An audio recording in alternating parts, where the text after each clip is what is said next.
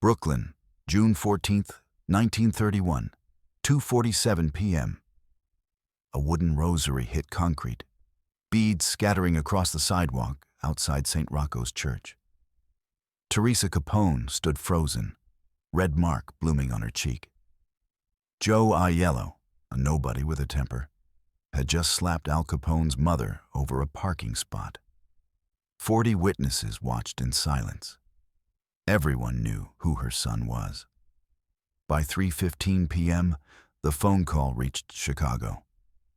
Al Capone, in the middle of negotiating a bootleg shipment worth $3 million, went quiet for 11 seconds. His enforcer heard him breathe once. "Where?" Capone said. Not a question. A command. 3 black Cadillacs left for New York that night. Aiello realized his mistake by 4 p.m., tried to run by 6, found watchers on every corner by 9. The rosary stayed on that sidewalk until Capone's car arrived the next evening.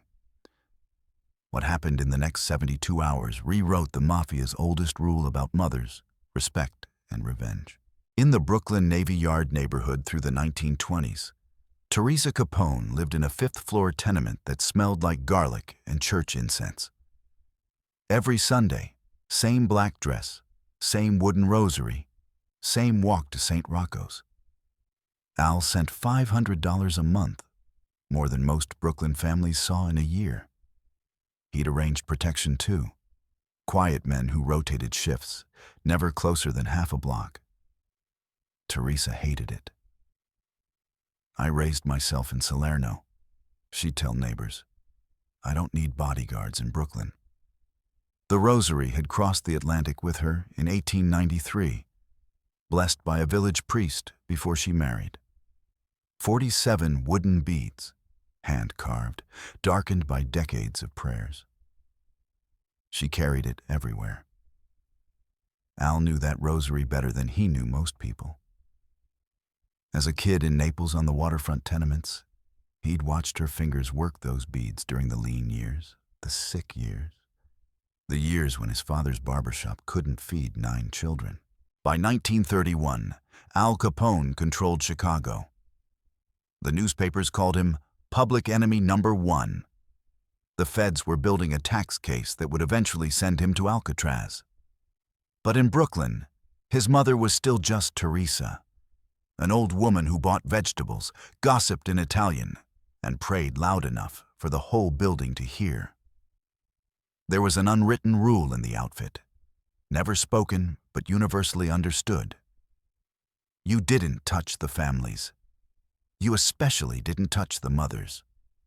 That was the line nobody crossed.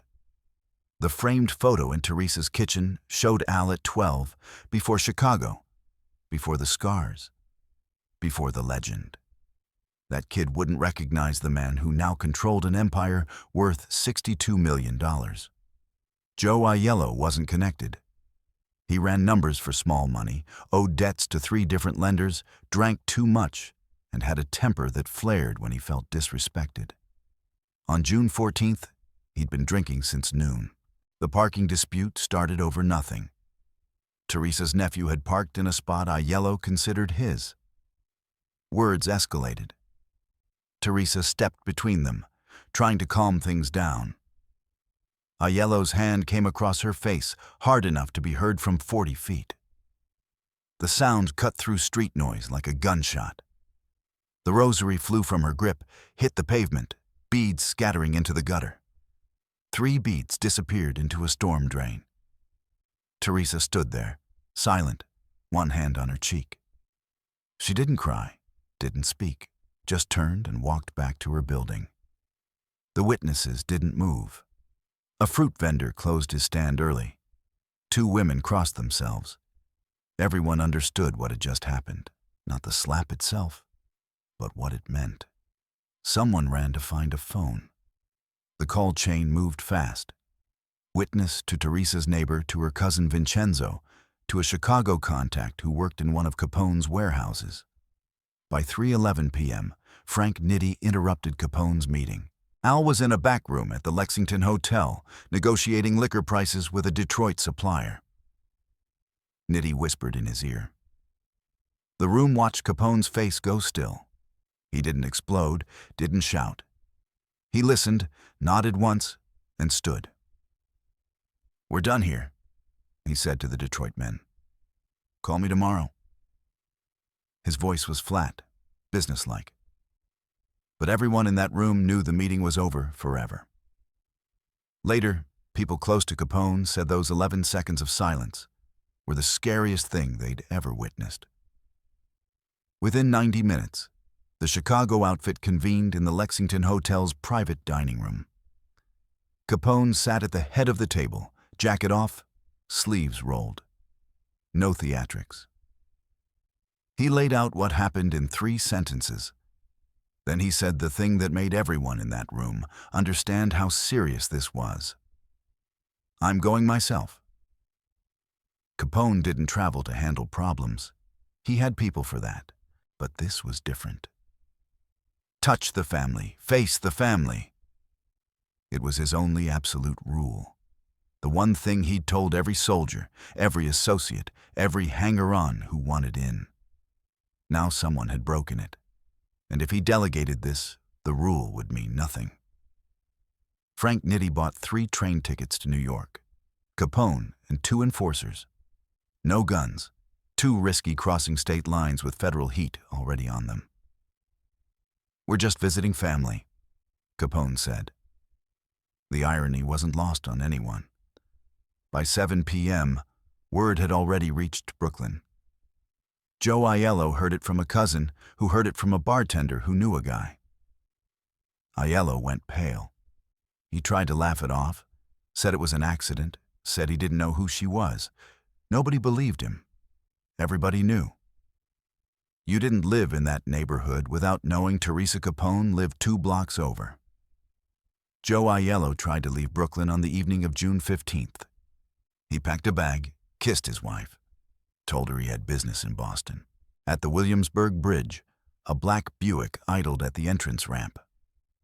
2 men in the front seat, neither looking at him, both seeing everything. He turned around, tried the Holland Tunnel. Same thing. Different car, same message.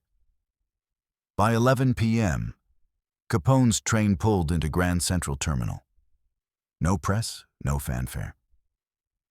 3 men in dark suits walked out like businessmen, climbed into 3 separate Cadillacs that had been waiting since 9 p.m. Capone went to his mother's apartment first. He walked up 5 flights, knocked twice. Teresa opened the door, saw her son, and started crying. Not from pain, but from shame that he'd come all this way. He didn't ask questions, just looked at her cheek, the bruise now deep purple. He picked up the rosary from the kitchen table where she'd laid it. 44 beads remained. The wooden crucifix had a hairline crack running through Christ's feet. Capone held the beads for a long moment, running them through his fingers the way she used to when he was young. He didn't speak. He set the rosary back down, kissed his mother's forehead, and walked out. One of his men stayed in the hallway outside her door. Insurance. Over the next 36 hours, Capone did something unusual. He mapped Joe Aiello's life like he was planning a bank job. Where Aiello drank, where he placed bets, where he bought cigarettes, where his cousin lived in Bensonhurst. Capone's men interviewed witnesses, but not with threats. Just quiet conversations. "Tell me what you saw." 5 people confirmed the same story.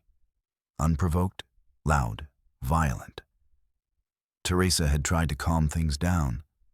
Aiello had hit her hard enough to knock her backward. The FBI was watching too, though they didn't know what Capone was hunting. Agents noted his arrival in New York, photographed him leaving his mother's building, tailed the Cadillacs through Brooklyn. They assumed mob business, a meeting, a negotiation, maybe revenge on a rival. They had no idea the target was a nobody with gambling debts and a bad temper. Capone waited. No rush, no mistakes. He sent word through Brooklyn's network. "Nobody touches him until I say." This confused people. In their world, Disrespect got answered fast and loud.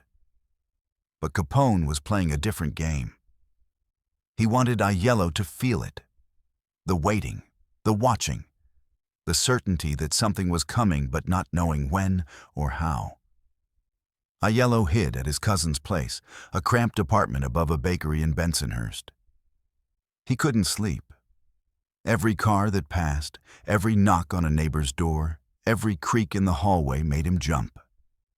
His cousin kept saying, maybe he'll forget. Maybe it'll blow over. Both of them knew better. June 16th, 7:04 a.m. Joe Aiello had one routine he couldn't break. Coffee at Sal's Diner on Atlantic Avenue.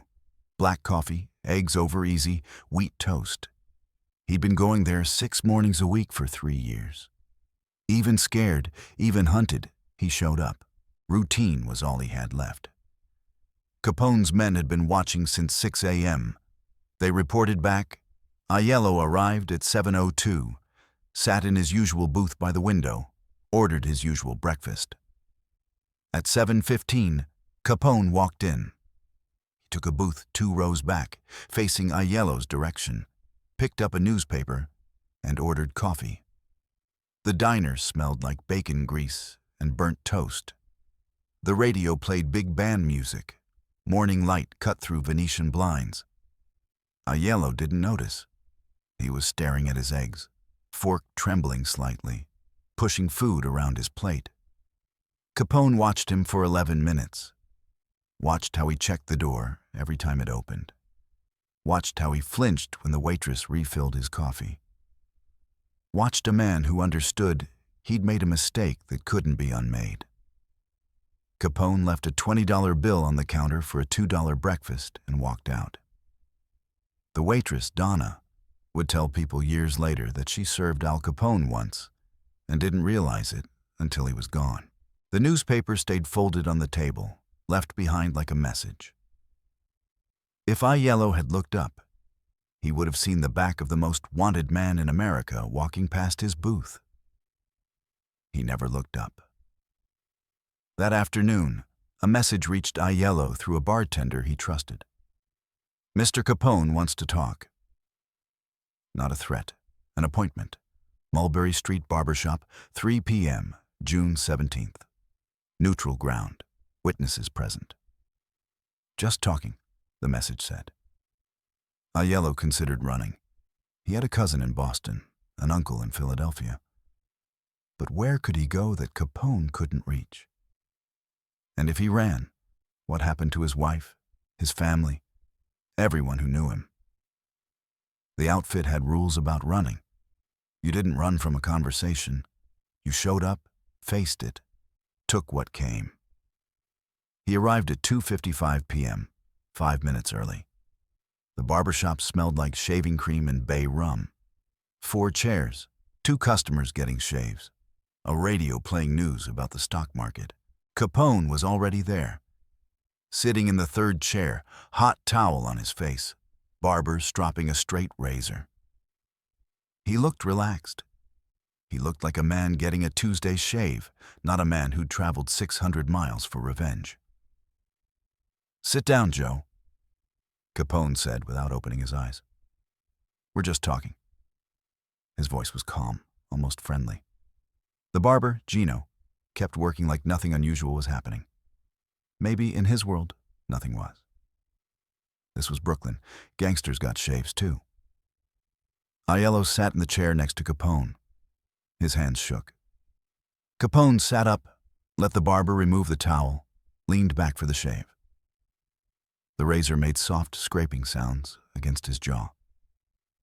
For a full minute, nobody spoke. The radio announcer talked about wheat prices in Kansas. A customer left. The bell above the door chimed. Then Capone asked the question that would decide everything.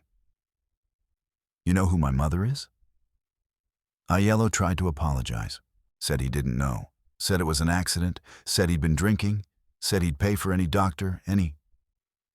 Capone held up one hand. The barber paused. "Everyone knows," Capone said. Not angry, just stating fact. That's not the point. He let the barber finish the shave, wiped his face with a hot towel, sat up straight. The barber shop went quiet. Even the radio seemed softer. Capone looked at Aiello directly for the first time. "You hit my mother over a parking spot," he said. "In front of 40 people. You broke her rosary, the one she carried from Italy 40 years ago." He said it like he was explaining a business deal. "Now I'm here, and you're here, and we're going to figure out what happens next." Aiello was crying now. Not loud, just tears running down his face. Capone didn't acknowledge them. He laid out two options, speaking slowly, clearly, like a lawyer presenting a contract. Option 1, disappear. Leave New York tonight. Never come back, never contact your family again, and pray I don't change my mind. Option 2, public apology. Tomorrow, 6 p.m., same corner where it happened, in front of everyone who saw it. You kneel, you apologize to my mother, you kiss her hand, and you mean it. The twist, and this is what made the story legendary, was that Aiello could live. In Capone's world, disrespect usually ended one way, but he was offering a choice. "I could kill you," Capone said. "Easy. But my mother already lost 3 beads off that rosary. I don't want her crying at your funeral too."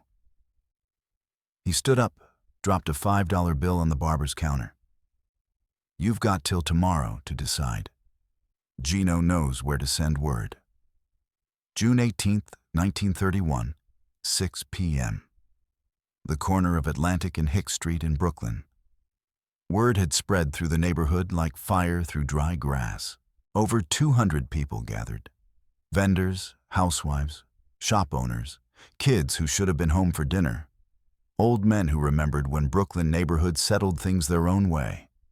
They formed a loose circle on the sidewalk, same spot where the slap had happened 4 days earlier. Teresa Capone stood in the center, wearing the same black dress, holding the same wooden rosary. The crack in the crucifix caught the evening light.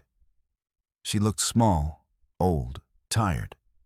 She didn't want to be there. But her son had asked. And in their world, when your son asked, you showed up. Joe Aiello arrived at 5:58, 2 minutes early. He walked through the crowd alone. People stepped back, giving him a path. He looked like he'd aged 10 years in 4 days, unshaved, hollow-eyed, hands trembling. When he reached Teresa, he knelt on the concrete, same spot where her rosary had fallen. The crowd went dead silent. You could hear traffic 3 blocks away, a dog barking, someone's radio playing through an open window. "I disrespected your mother," Aiello said, voice shaking but loud enough for everyone to hear. "I disrespect myself." He bent forward, kissed Teresa's hand, stayed kneeling with his head bowed. Teresa looked down at him, this broken man on the sidewalk, and something in her face changed. She touched his head gently, whispered something in Italian nobody else could hear. Absolution, maybe. Or just sorrow. 3 Cadillacs were parked at the end of the block. Capone sat in the back seat of the middle car, watching through tinted windows. He never got out, never showed his face. He didn't need to. The message was already sent. When it was over, the Cadillacs pulled away, heading back to Grand Central. By midnight, Capone was on a train to Chicago. The rosary by then had been repaired with gold wire at a jeweler on Mulberry Street. Joe Aiello lived. That fact alone made the story legendary. In the brutal accounting of 1930s organized crime, where disrespect typically ended with a body in the river, Capone had chosen humiliation over murder. But living came with conditions. Aiello and his family relocated to Boston within a week. He was banned from Brooklyn for life, banned from ever speaking about it, banned from returning even for funerals. He kept those rules, Some say he became a different man, quieter, careful, haunted. He lived to 73, died in a Boston nursing home in 1974. Took the full story with him. The Brooklyn block stayed quiet for 3 days after the apology. People talked in whispers, if they talked at all. It was like the neighborhood was holding its breath, waiting to see if there'd be more, if Capone's mercy had an expiration date. But nothing happened.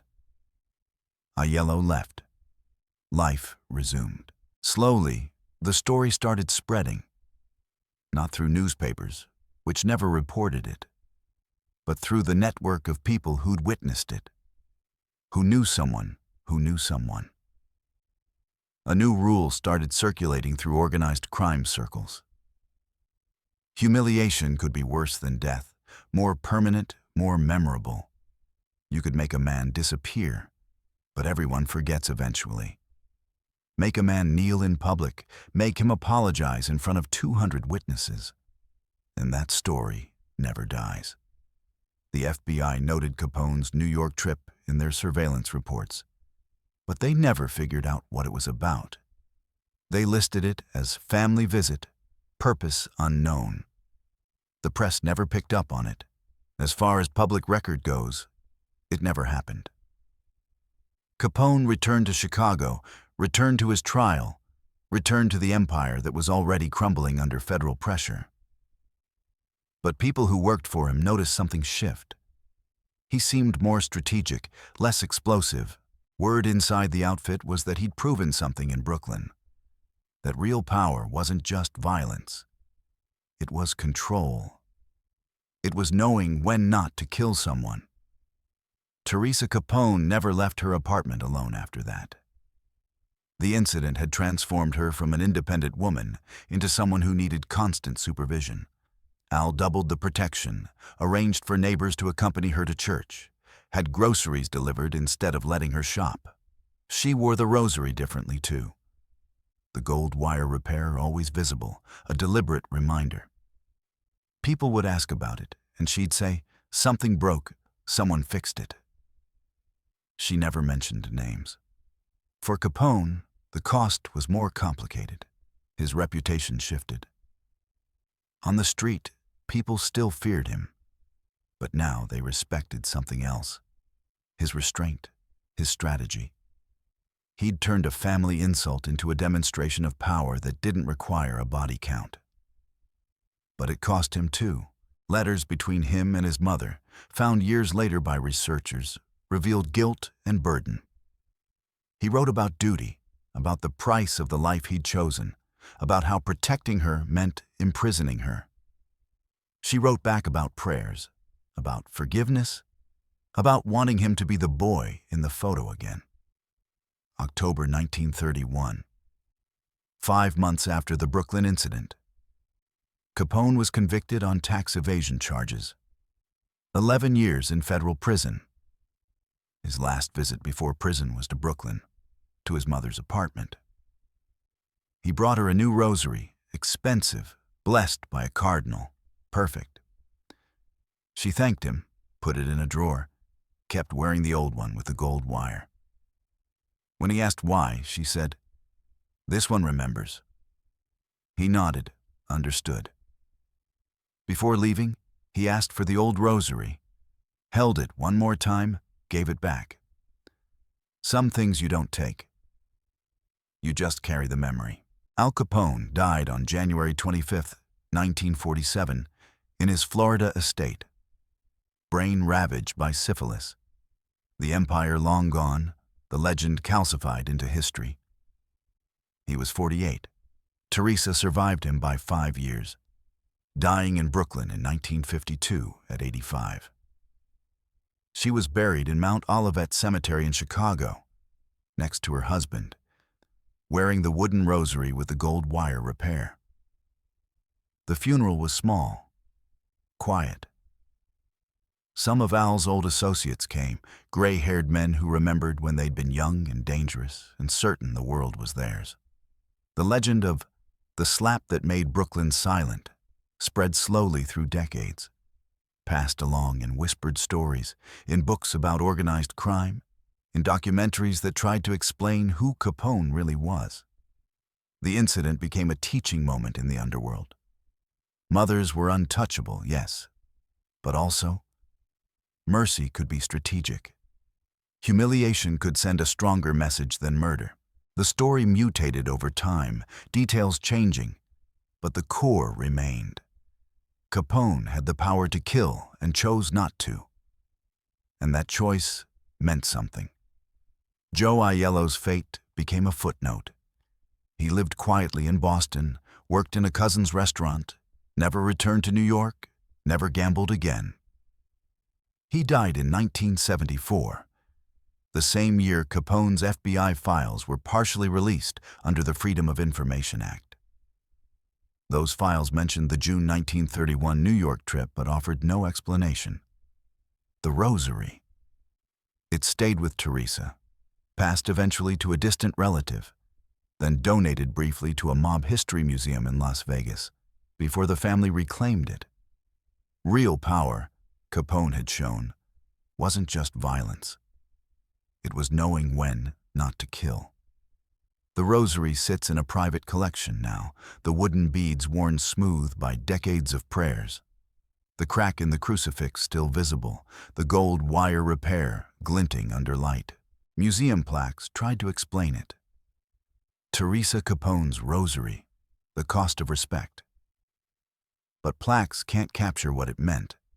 Not the religious significance, but the human moment when violence stopped being the only answer. If you trace the story back, you find a pattern.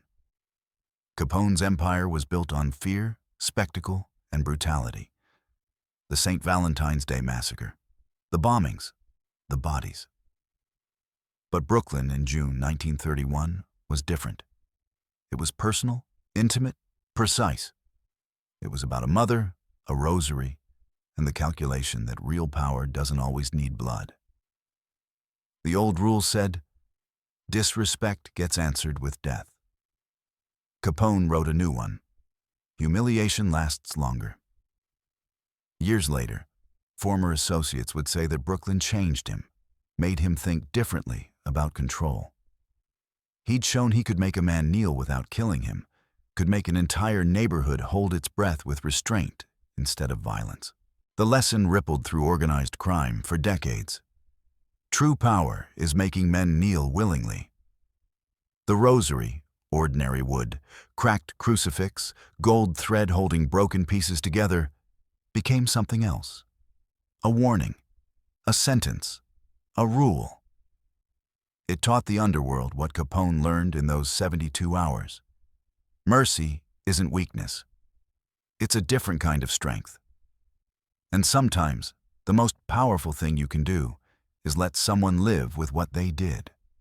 The bead stayed worn, the crack stayed visible, and the legend that never went anywhere.